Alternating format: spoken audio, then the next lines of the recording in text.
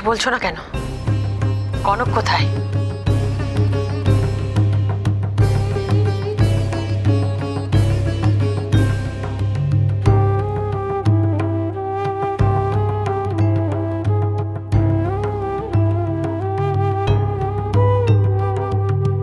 কনক কোথায় সাত্তকী?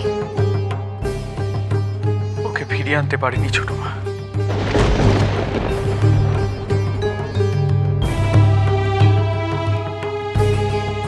কি বলছিস কি তুই সাত্তকী? আমরা সবাই এখানে সারাক্ষণ আশা করে বসে আছি যে তোরা আজকে কনক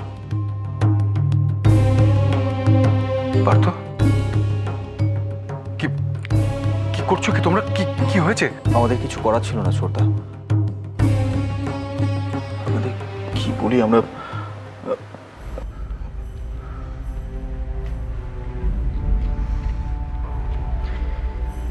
এইটা শুনবো বলে আমি বসেছিলাম, ভরসা করেছিলাম তোমাদের উপর। ভুল করেছি। বাড়িতে বসে না থেকে আমার যাওয়া উচিত ছিল। ওভাবে বলো না ছোট মা প্লিজ। পিসু, আচ্ছা কোর্ট কি ভার্ডিক্ট দিয়ে দিয়েছে? ব্যাপারটা সেদিকে যাচ্ছিল অপ্র। সব তথ্য প্রমাণ বৌরানীর এগেনস্টে যাচ্ছিল, কিন্তু বৌরানী নিজের সপক্ষে একটা কথা বলেনি। কি বলছো কি পার্থ? কেউ নিজের এত বড় সর্বনাশ? স্টুপিড একটা। এতবার করে বোঝানোর পরও কোর্টে দাঁড়িয়ে একটা কথা বললো না।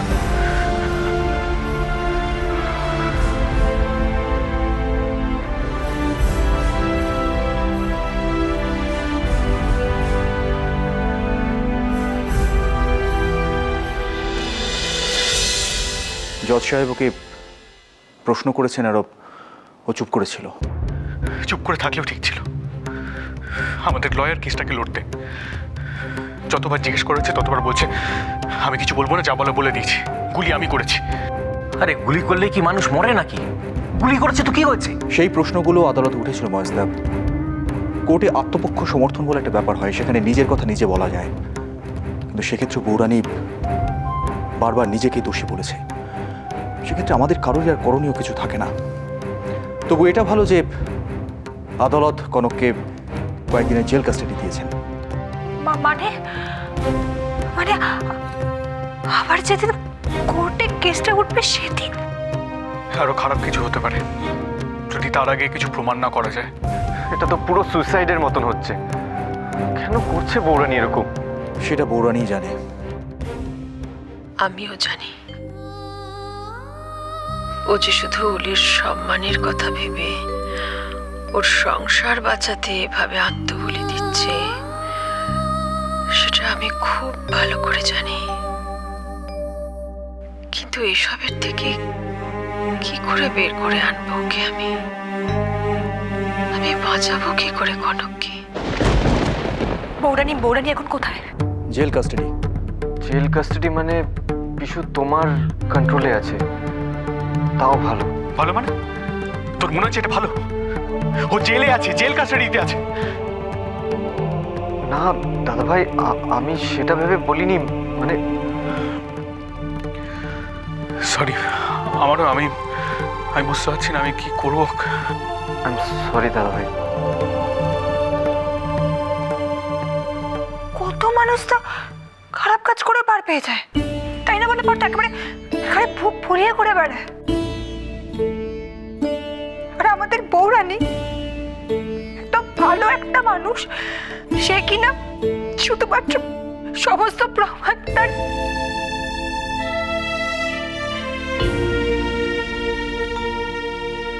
আচ্ছা ধরো আমরা যদি কোর্টে গিয়ে বলি যে আমাদের বৌরানী তো একটা পিঁপড়ে পর্যন্ত মারতে পারে না, আমরা সবাই মিলে যদি কি ওখানে প্রমাণ করে দিই যে বৌরানী তো এরকম কিছু করতেই পারে না, তাহলে হবে না? না ওভাবে কি কিছু প্রমাণ করা যায় শ্রী? আইনের চোখ যে বাঁধা, জানিস না তুই? আমি নয় মেয়েটাকে সার্থকের বিয়ের দিন থেকে একদম পছন্দ করতাম না। আজকে দেখো আমার করি, আমার আমার সবটা দিয়ে কিছু একটা করি। আচ্ছা ছোট বৌদি, তুমি তো আমাদের মুশকিল আসে না, তুমি তো সব পারো আমাদের জন্য করতে। আজকে বলো, আজকে তোমার জন্য আমরা সকলে কিরকম একে অপরের সাথে জড়িয়ে আছি। তুমি পারবে না বলো পৌরাণিকে ফিরিয়ে আনতে? আমি জানি তুমি পারবে, তুমি ঠিক পারবে পৌরাণিকে বাঁচিয়ে ফিরিয়ে আনতে। বলো বলো, পারবে না?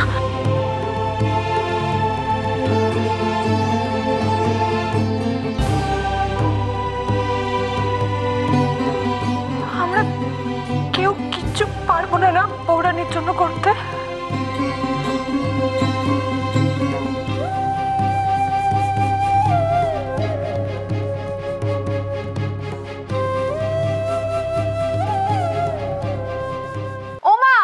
মা, এই দেখো বৌদি ভাই আলু কাটতে গিয়ে আঙুল কেটে ফেলেছে, তাড়াতাড়ি এসো। কি হচ্ছে? এই দেখো না। কি? এই দেখো কি কাণ্ড, হাতটা কেটে গেছে। ও মুন্নি, তাড়াতাড়ি যা ফার্স্ট এড বক্স নিয়ে আয়। ব্যান্ডেজ ঘরে আছে কিনা তাও তো জানি না। তো অরুণদা কোথায় কি রাখে আমি কি করে জানবো? আর বৌদি ভাই যে এরকম আলু কাটতে গিয়ে আঙুল কেটে ফেলবে, কই আমি তো কত সবজি কাটি, কই আমার তো কখনো আঙুল কাটে না। তুই আর ও কি এক হলো? তুই হলি গিয়ে গরিব ঘরের মেয়ে, এসব না করলে তোর বিয়ে হবে? যা এখনই। আরে খুব কষ্ট হচ্ছে না? আসলে এসব করা তো তোমার অভ্যেস নেই।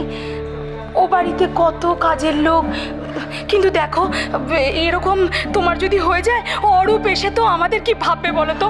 ভাববে যে আমরা ঠিক মতো দেখভাল করতে পারি না। না আপনি এভাবে কেন ভাবছেন? আর আমার বেশি কাটেনি, অল্প একটুই কেটে গেছে।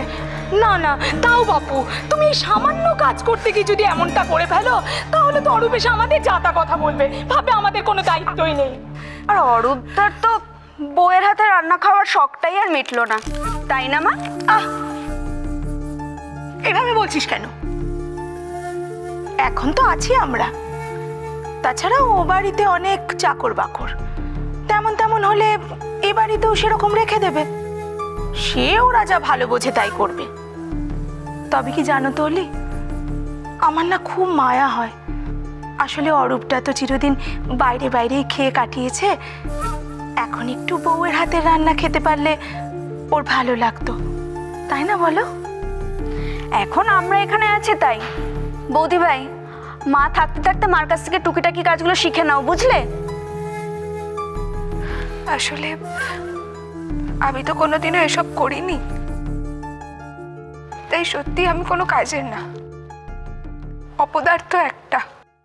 ছি, ওসব বলছো কেন? হেসেল সামলানোর মতো কপাল করে তো আর তুমি জন্মাওনি। আর এসব কাজ তুমি করতেই বা যাবে কেন? যাই, এখন আমরা মা মেয়েতে যা দুটি পারি তাই রান্না করি। এমনই চল।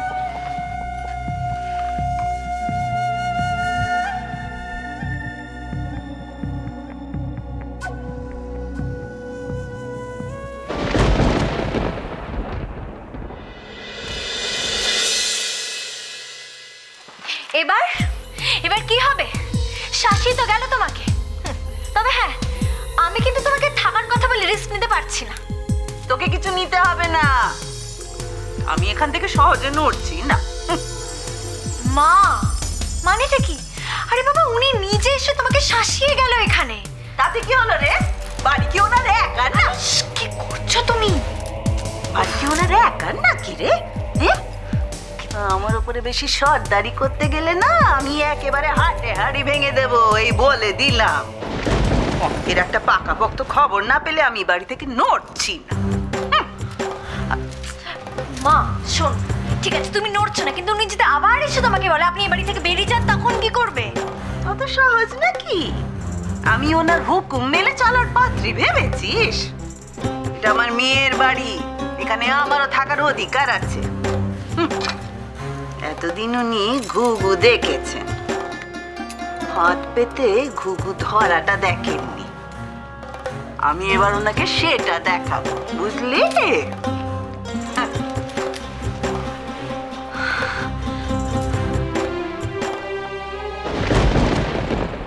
কি বলছো কি পার্থ? কনকের মতো মেয়ে এভাবে জেল হেফাজতে পড়ে থাকবে আর আমরা সবাই সেটা মেনে নেব? তুমিও মেনে নেবে ইন্দু? আমরা কেউ কিচ্ছু করব না? কনককে এই বাড়িতে সসম্মানে ফিরিয়ে আনার জন্য কেউ কেউ কিচ্ছু করব না? স্ট্রেঞ্জ। এতটা অস্থির হতে তোমাকে আগে কখনো দেখেছি বলে মনে পড়ে না। আজ কনকের এইভাবে নিজেকে শাস্তি দেওয়াটা তোমার মতন মানুষকেও কষ্ট দিচ্ছে, অস্থির করছে। কনক যে এরকম একটা কাজ করতে পারে না সেটা বিচার করবার জন্য কোনো কোর্ট লাগে না। ওকে দেখলেই বোঝা যায় একটা নিরীহ শান্ত মেয়ে, বাচ্চা মেয়ে।